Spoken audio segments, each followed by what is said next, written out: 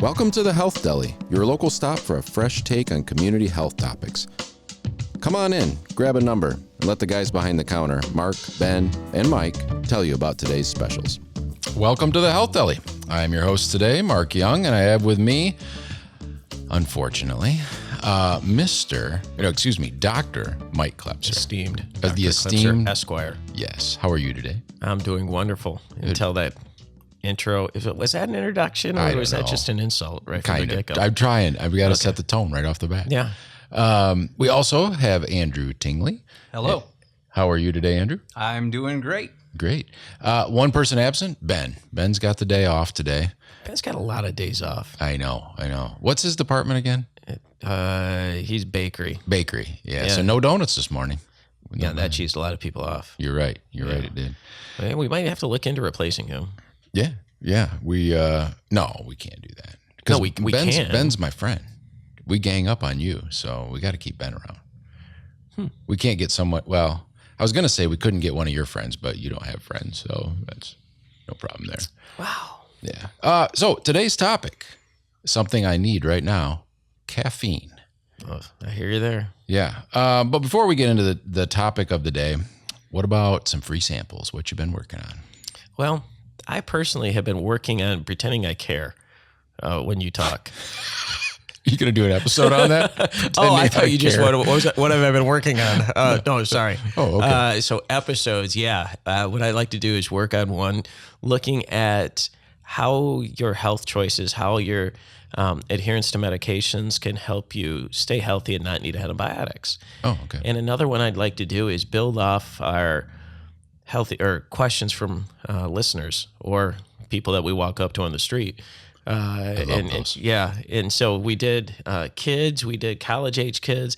I'd like to do one with older individuals and get some questions from them. I think they'd have a lot of good questions. Yeah, good. I'm working on an aging episode. Nobody cares. Oh yeah, they do. Nobody cares. I don't care. They're gonna listen. Aging episode. I'm working on one about weird bodily functions, so like belching, farting, those kinds of things. I don't know if I want to be here that day. Oh, you ought to be here for that one. And then men's health. We have talked about your prostate so much. We can't have an episode without mentioning your prostate. So yeah, we need another men's health. My prostate's still there. Yeah, good. I'm glad. It's kicking. Good. So today's topic of the day, caffeine. I do want to thank Colin Weirda for submitting this topic idea. So this is a listener submitted topic. If you have a topic out there, listeners, and you would like us to cover that, send us an email, and hopefully we can make an upcoming episode about that. So I guess, first of all, we're all familiar with caffeine, but I wanted to give some statistics, a little background information just about caffeine. So caffeine is the most used psychoactive substance in the world. Psychoactive? What does that mean? So that just means it has effect on your brain function in some form. Okay. I was thinking like hallucinogenic or something. Not necessarily. So we do use that term for things like hallucinogenic compounds, but really it's anything that affects your brain function. So caffeine is a mild stimulant. So it is psychoactive. So it does have some effect on our brain. Okay. 94% of U.S. adults use caffeine, at least occasionally. 64% use it daily. I actually thought it'd be higher than 64%. Yeah. But that's still a lot. I mean, 2 out of 3 Well, adults. but you think about where caffeine is, and I'm actually surprised the people that use it's not higher, because I thought just about so many things have caffeine. Chocolate. Oh, there's tons of items that have caffeine. Yeah. And we're going to get into that. So I wanted to look at or a little bit I found interesting is gender differences. So male users in the United States average about 250 milligrams per day, and female users 195 milligrams. So actually, if you correct for body weight, they're almost exactly the same. Now, I don't know why I thought this, but I really thought females would have consumed more caffeine. I don't know why, but just my own thought is that I see more females using caffeine than I do males. Well, like in what form? Just like Starbucks. Like when you're waiting in line at Starbucks, I just see more. So like holding a latte. Well, yeah, or I a don't little know. or a little tea. Yeah. Because I see a lot of students with the cans of drinks. And there are Oh, so many that's true. different drinks that now include caffeine. in Oh, them. like energy drinks you're talking. Yeah.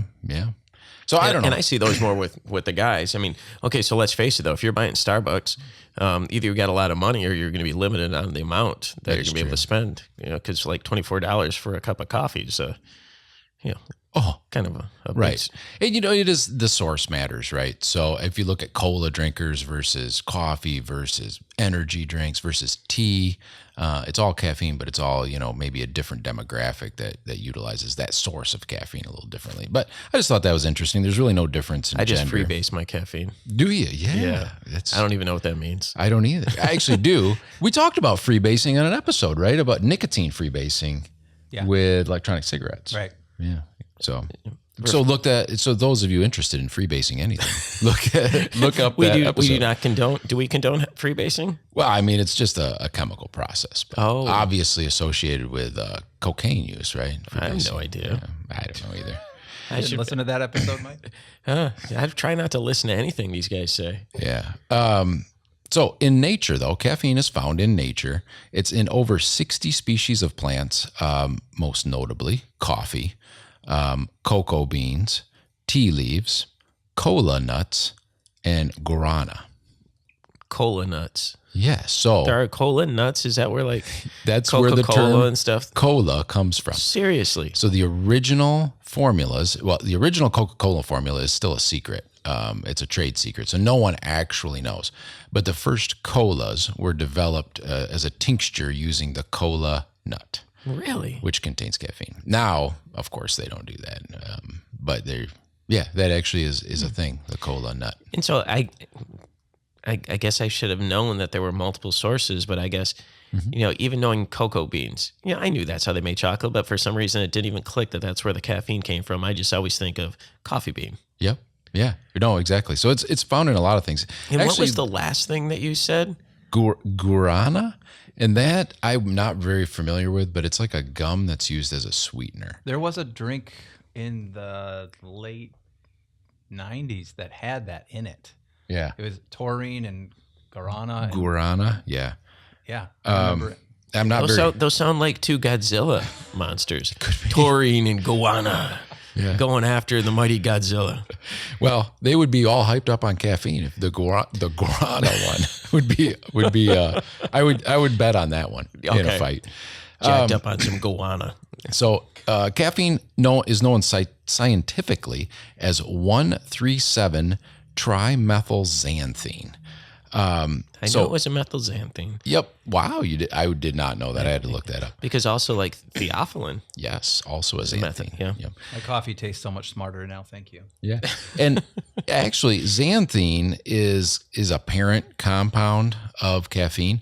And sometimes caffeine won't be listed as an ingredient in a product, but xanthine or xanthine salts or xanthine, there's another term, maybe. So there may be products that contain caffeine, but the ingredient is listed as xanthine instead. Because it's really not caffeine, because it's but your body, in a form almost like a prodrug, exactly. Meaning something that's there and then it gets converted to an active substance. So it becomes caffeine and other substances once you ingest it. So be careful of those. If you're someone who is looking to count how much caffeine and kind of quantify their caffeine, anything that contains xanthine would also. Well, that just seems, if I do have to be careful about the caffeine intake, and there's probably reasons, and you'll probably let me know why what I do is bad. How am I supposed to know that xanthine's there? And I don't know how much caffeine. And you got to listen to the Health Deli. There's probably an app for that. There might be. There probably is an app. What are these? What is an app?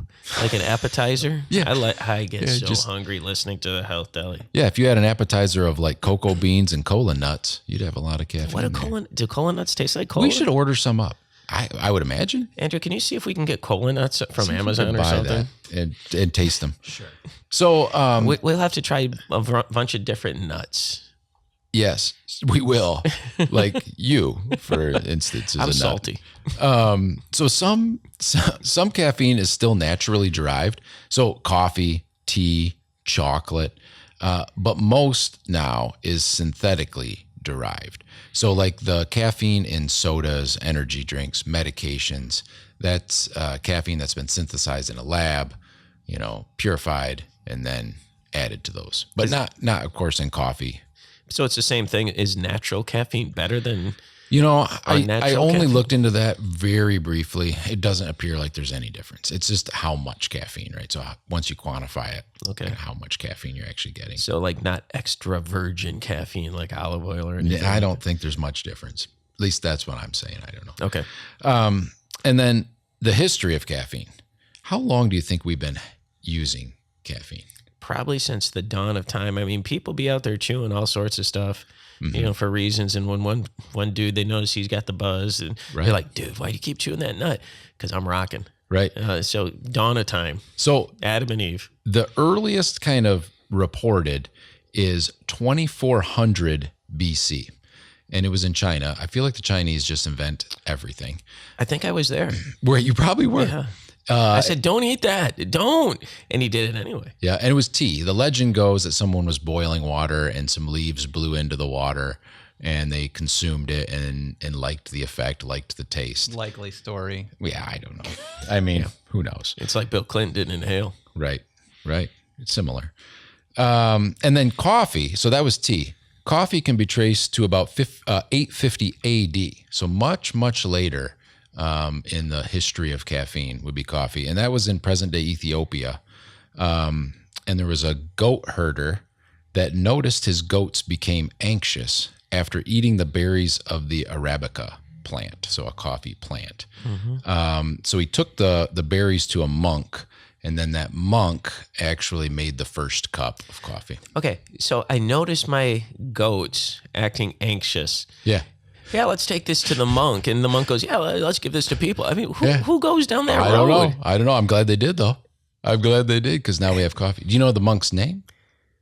Maxwell Mr. Brothers? Coffee. Joe. That was horrible. That was horrible. No, it really wasn't Joe. I don't know his name. But at the end of the episode, we will learn where that term "cup of Joe" came from. And it is, spoiler, after someone named Joe. On the DiMaggio. edge of my seat. Yeah. So caffeine and coffee, caffeine is actually a drug. So it affects our body in a way similar, believe it or not, to amphetamines, cocaine, and heroin, but a much, much, much more mild effect. And it's a more pointed effect. So like heroin, amphetamines, they will hit multiple pathways to create their effect. Coffee is a pretty narrow pathway. And what it does is it increases the amount of a chemical called cyclic AMP. And that's kind of like the energy of the cell.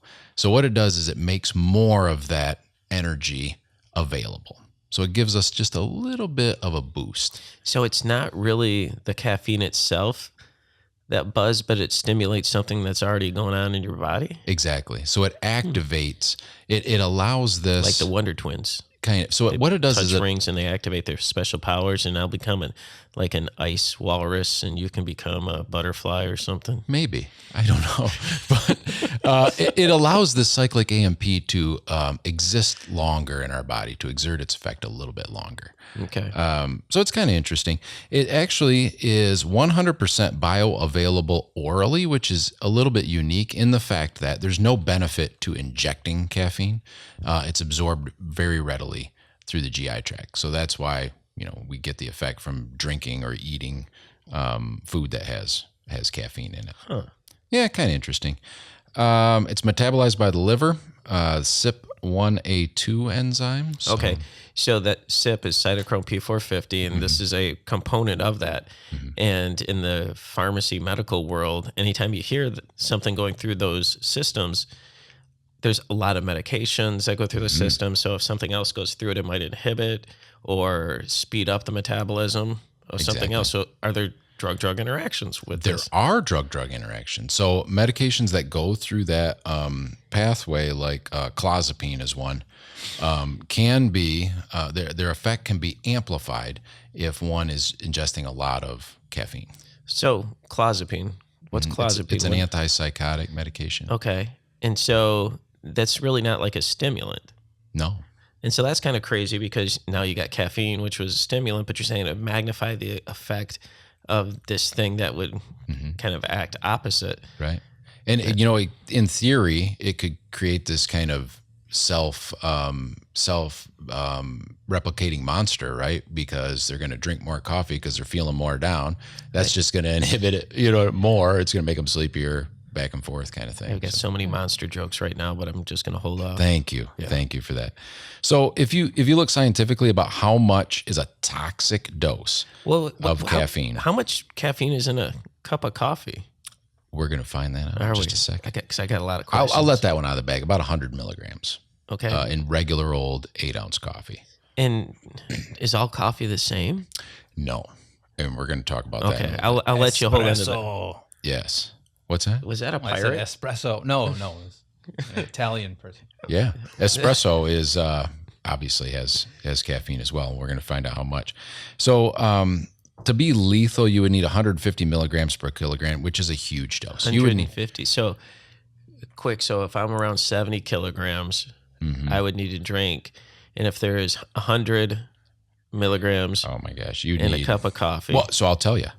So but a toxic dose, so where you start to see some effects, not death. Right. Okay, but you're starting to see effects. Okay.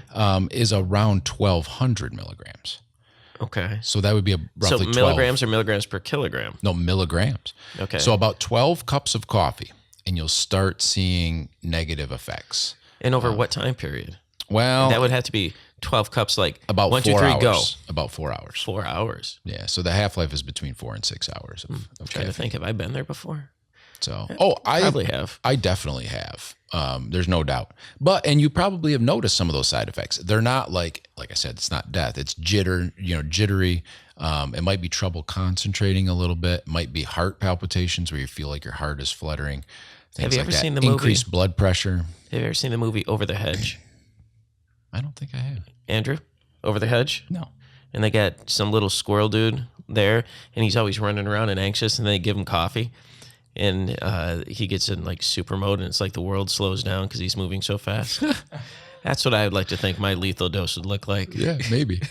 But to actually threaten life, it would be about 10 to 14,000 grams, which would be about 6 gallons of coffee within about an hour or two time frame. So if you could get down 6 gallons of coffee within an hour or two, you could theoretically. Let me say I cannot get down about 6 gallons of anything. Right. That's just a lot. So the likelihood that I'm going to die from coffee. Not very relatively. likely. It's a safe. Now is that for an incidences. adult or for Yes. kids? That's an adult dose. There are instances of people who have actually overdosed on caffeine to the point of death, but it was an intentional, and it was always like synthetically derived caffeine powder. There's only a couple of case reports in the whole world. Okay, because I don't know how much caffeine is in. We might get there. Some of those caffeine pills. We're gonna get there. Yeah. If theoretically. So all right. Yeah. So caffeine, I don't want to make it sound like it is completely, innocuous. It is a medication, right? And we can actually use it to treat disease states, believe it or not. So there's a lot of over-the-counter headache remedies, Excedrin. There's a whole bunch of them that actually contain caffeine, because caffeine has this mild analgesic effect when combined with Tylenol and a nonsteroidal like aspirin or ibuprofen. Okay. So, yeah, so there's actual therapeutic benefit in pain relief, headache relief with caffeine. It's kind of interesting. Also, believe it or not, caffeine. I don't believe it. You probably won't. Caffeine citrate is used intravenously to treat apnea in premature infants, and it's even on the World Health Organization's list of essential medications. So when you say apnea, that means not breathing. Not breathing. So when these kids aren't breathing, they can give this and it'll help stimulate breath. Yep. You want to throw a mechanism at me with that one? Or I don't know the mechanism right offhand. All right. So But you it's just probably increasing. I mean, it's going to be the same mechanism, increasing cyclic AMP. So it probably, excuse me, stimulates some. There you go. So Andrew gave me a mute button, and that's the first time I actually got to use it when I was clearing my throat there. But it probably increases cyclic AMP, which allows the lung tissue to function a little bit better. And present. I don't know the actual mechanism. I think we'll have to look that one up and maybe because that one is interesting enough. Andrew, can you figure out how caffeine, what its role is for apnea? In premature infants. Yeah, I also found cola nuts. Yeah, can we buy It them? was spelled with a K, Yep. Okay. Yep. and they don't have very good ratings, though. I don't know if I'd put them in my body. They don't taste like cola? No, Dang it. it's like African bitter cola nuts. Well, actually, so the role of caffeine in a lot of natural products, they think, is as a deterrent for animals to eat it because of the bitter taste of the caffeine. Okay. So the animals are less likely to eat plants with caffeine because Because of the I bitter imagine, taste. there's a lot of sweeteners then added to colas to make them Exactly. palatable. And why would somebody put caffeine, this cola nut into a beverage to begin with? What would it to be get them addicted? Probably the caffeine, probably that performance enhancer, which obviously is caffeine's most normal use, right? Is to promote wakefulness. I don't need any promoters to be.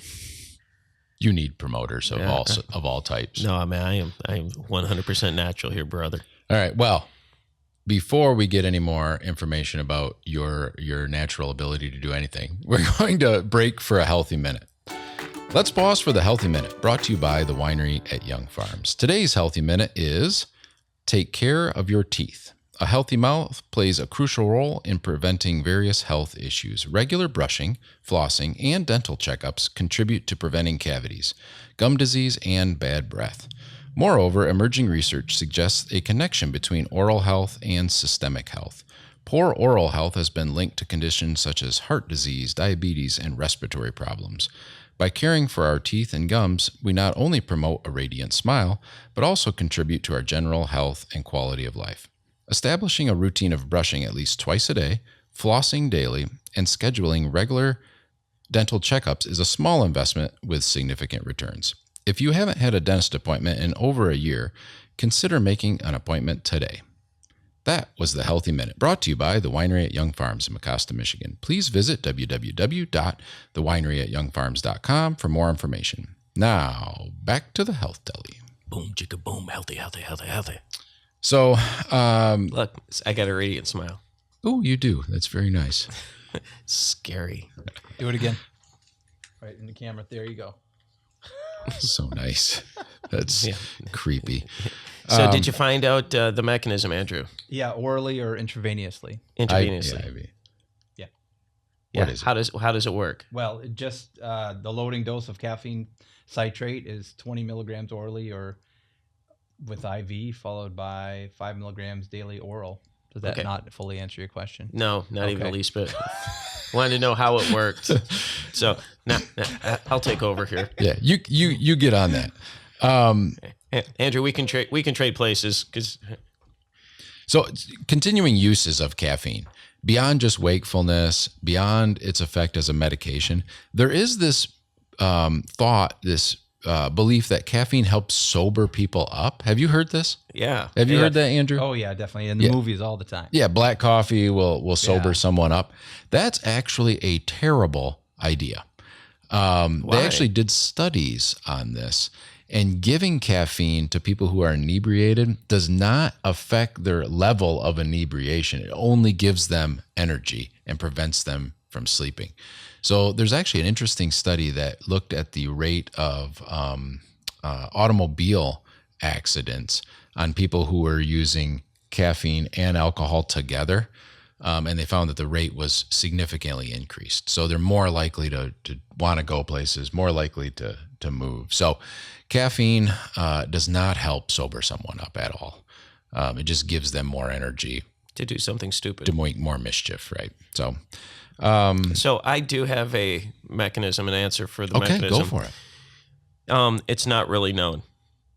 Oh, that's However, it's insightful. proposed that there's some respiratory center stimulation, reduced threshold to hypercapnia, so you have an increased response and increased consumption of oxygen. Okay, So the correct answer is I really don't know. really. So what does mechanism mean, though? That's where I didn't. How I something didn't understand works. the question. How something works. Like how it works after they get. Yeah, the like a drug. mechanism of action, mechanism of how a clock works, the mechanism.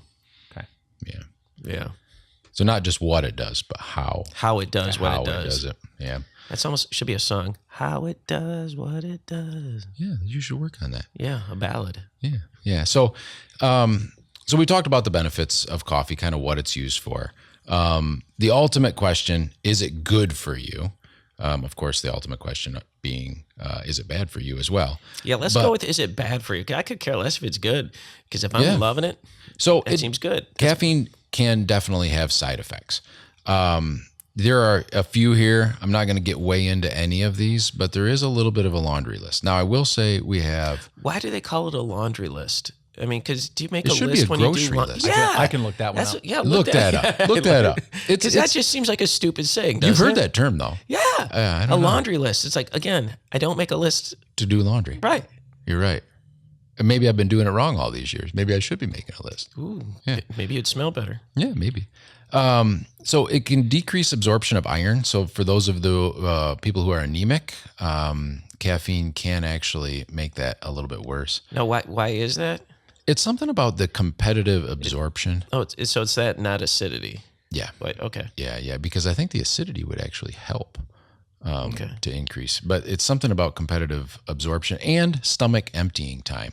All right. So gastric emptying. So it has a mild laxative effect as So well. it would speed so things it up. moves things through, right? So if you're eating it with a meal, your body doesn't have as much time to absorb. Well, talking about moving right on through, Andrew's come up with an answer for laundry list. So let's move that right on Let's through go the for it. episode. Well, yeah. It said when you took your laundry to a commercial laundry establishment, you would make a record of what you'd sent. This ensured both that you got back what you'd sent and that you paid for what you got washed.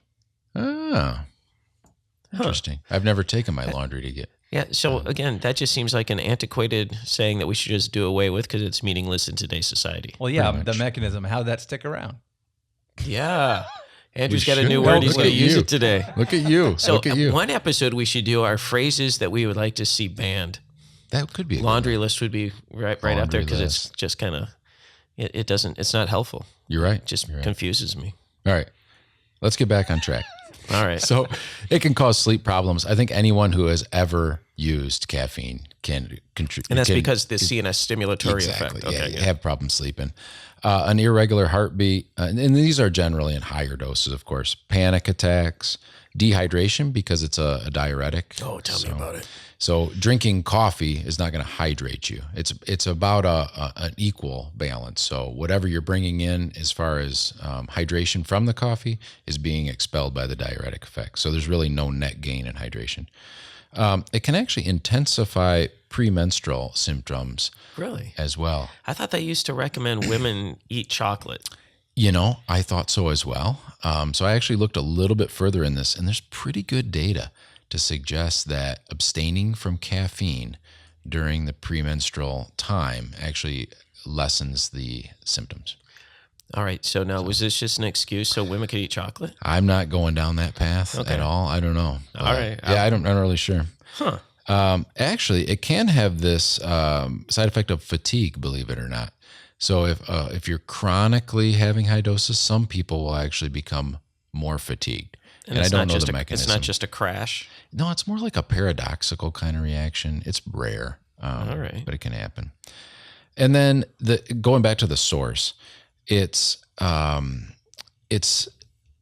there's a lot of other stuff that's coming with the caffeine that can have problems too. So cola is loaded with sugar, right? Preservatives, other things that are riding along with the caffeine, you also have to consider as well. So if you're just drinking like black coffee, then you really only have to worry about the caffeine. But if you're drinking cola, you also have to worry about the sugar.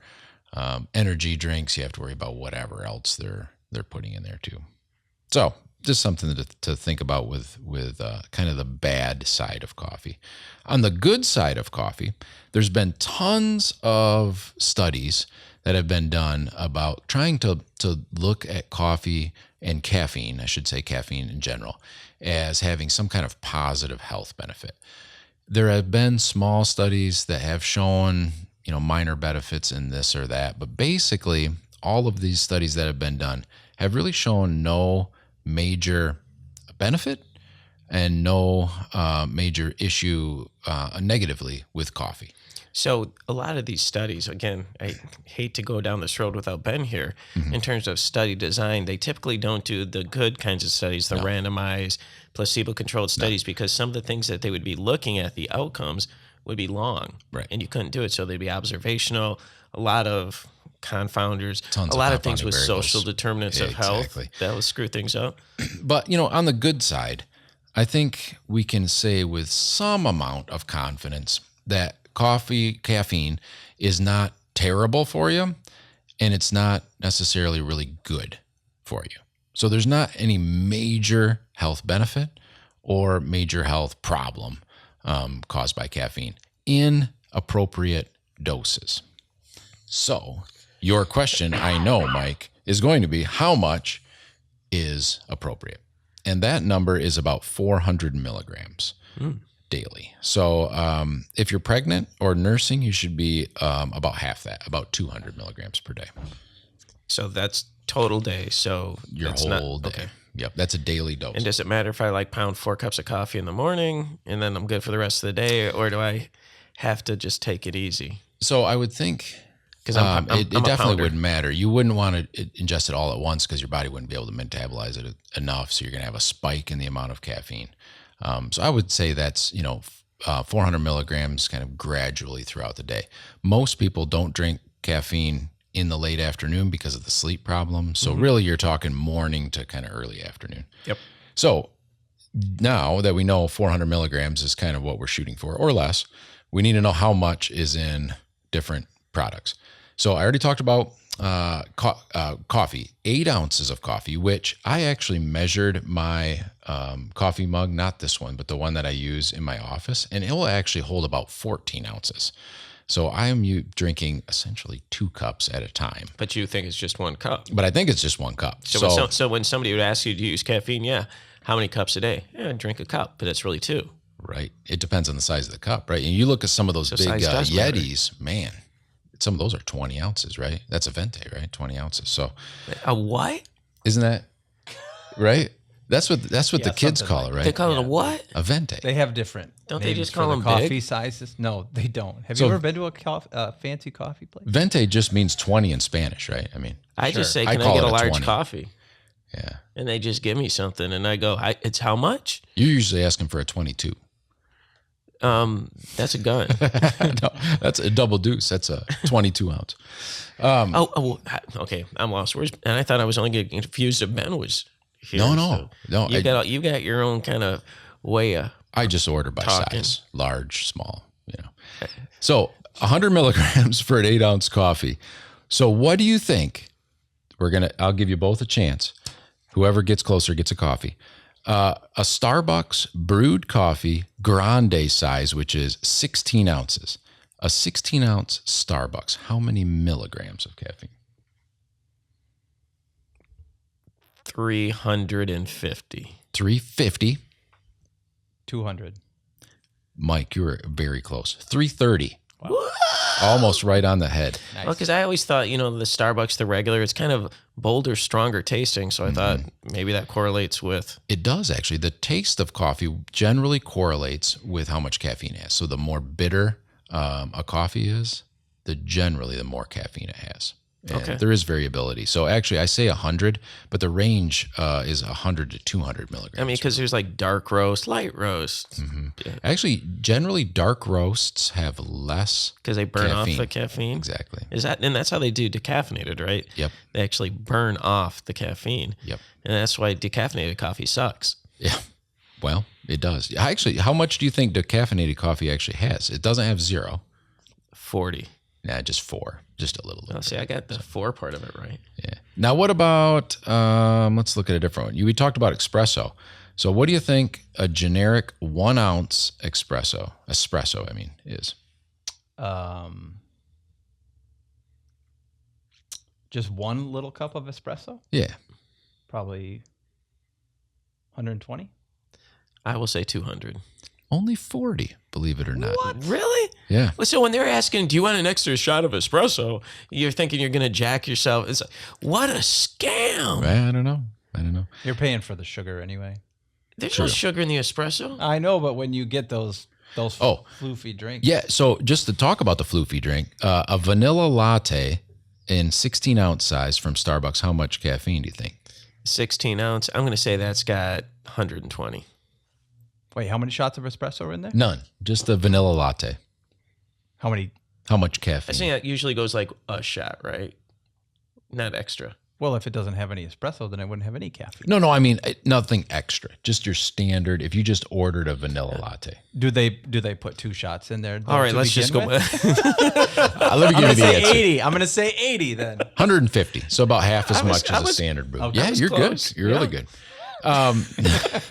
I didn't get caught up in I how mean, do it's not a how do latte I if it doesn't make have this? espresso in it. I do make espresso at home. I'm not a barista. I'm not really well Okay. versed. I only just drink coffee. I don't do the lattes.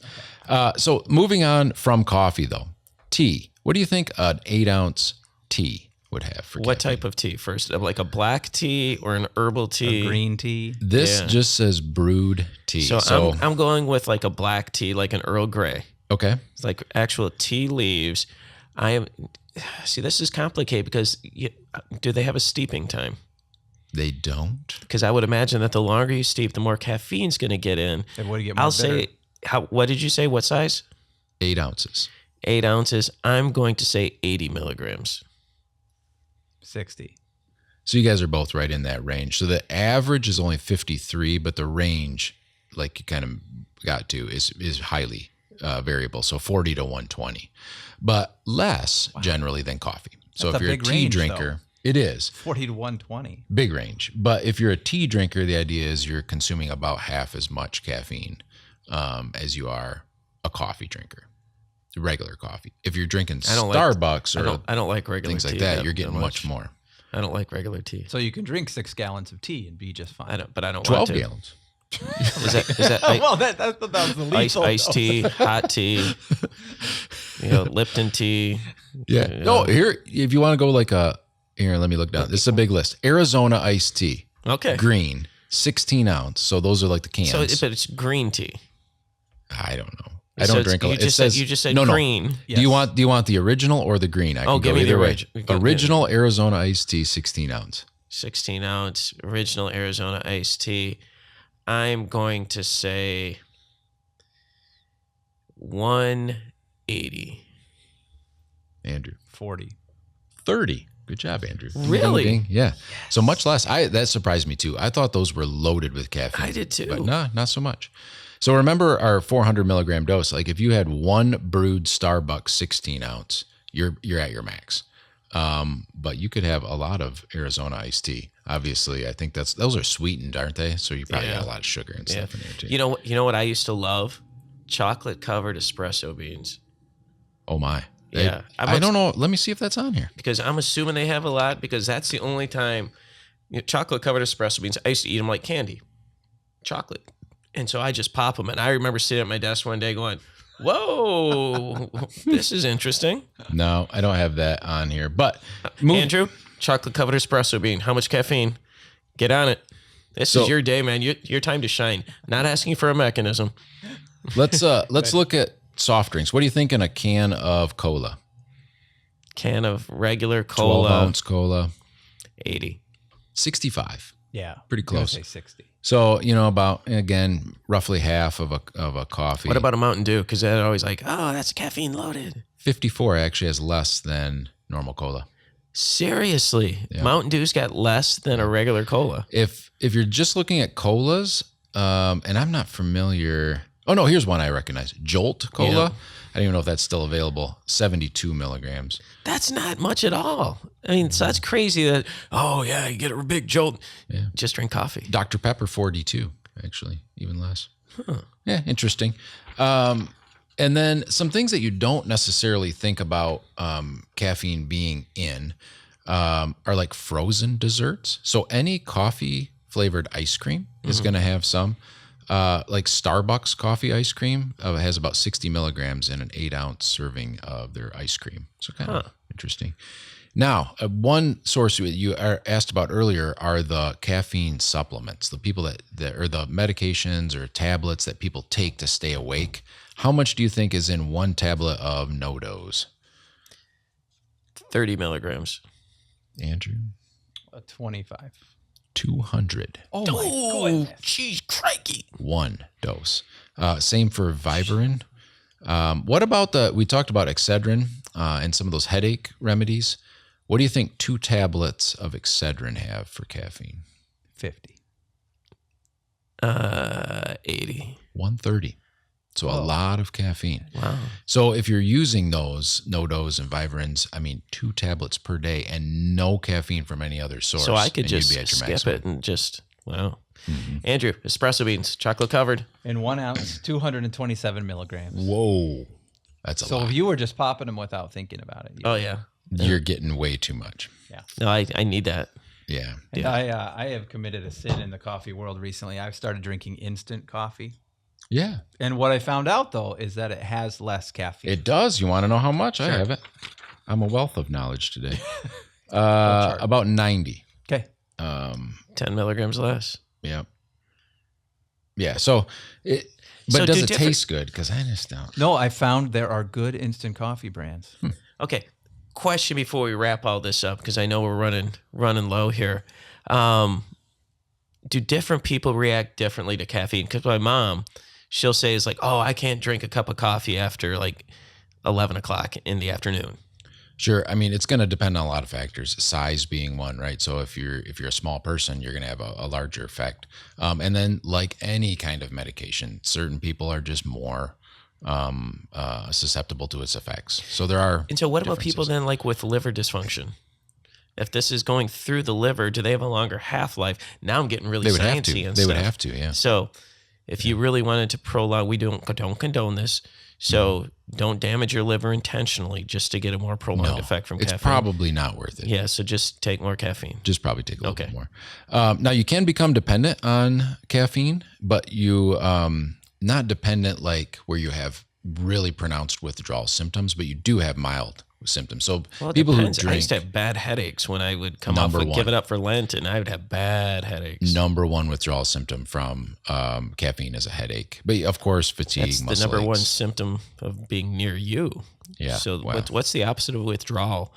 An on-drawl? Maybe. Near drawl? Maybe. Southern drawl? Yeah. So I have just a couple fun facts, and then we're going to put a bow on this and go get some coffee. The coffee break was originally brought into existence shortly after World War II just to increase productivity. So in 1955, there was actually a court battle over whether or not employees should get paid during the coffee break, and the employees won. And because the logic was that the purpose of the coffee break brought more productivity to the employer, so they should be paid to drink coffee. It exists to this day that employees are not paid for lunch, but they are during shift work breaks. Really? Even Yeah. if they don't drink coffee? Yeah, but it all goes back to that caffeine as a stimulant and actually increases productivity. Kind of interesting. Wow. So you drug your employees so they're more productive, but you have to pay them. But you got to pay them. Got it. And then coffee is the most frequently consumed food or beverage in the world, 2 billion cups per day. And then the cup of Joe, Joe DiMaggio.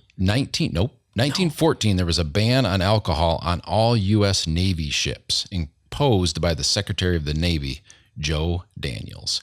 So the strongest drink available on a Navy ship was black coffee, and they referred to that hot drink as a cup of Joe, a nod to the Navy Secretary. Not a happy nod either, I would imagine. Probably not. Bleeping cup of Joe. Yeah. Well, thanks very much, Colin, for suggesting this episode. And thanks to all of our listeners for joining us today. You ready to wrap this up and go get a jolt and some espresso beans? After listening to you for this amount of time, I do need a little bit of a caffeine All right. kick here. Let's get one. All right. Thanks for stopping by the Health Deli to sample some of our wares. We're open 24/7 on Facebook and Twitter at The Health Deli, or visit thehealthdeli.com to send us a question or find any of our locations. Please come again. We will be regularly stocking the shelves with fresh content and new wellness specials. As always, we want to give a special thank you to Andrew Tingley and the crew at Ferris State University's Television and Digital Media Production Program. Until next time, so long from the Health Deli, where the topics are tasty, the takes are fresh, and the discussion is free. That episode could go on forever because, I mean, isn't it a trigger for migraines and also Yeah. It can be a trigger for a lot of anxiety disorders and Anxiety, huge. Well, but they use it. Some will use it for treating ADHD in kids. right. So I had a she'd always take her kid to Starbucks who was in grade school, and rather than put him on Ritalin, we'd get him a cup of coffee. There's actually been studied, and it didn't show any benefit. But yeah, man, that's the way he gives his kids coffees like it's crazy, and he said it helps with the ADHD. How old are they? Like 10, like little kids. Yeah, I'm like, I don't think that's a good idea. We got time for one more? Let's do one more.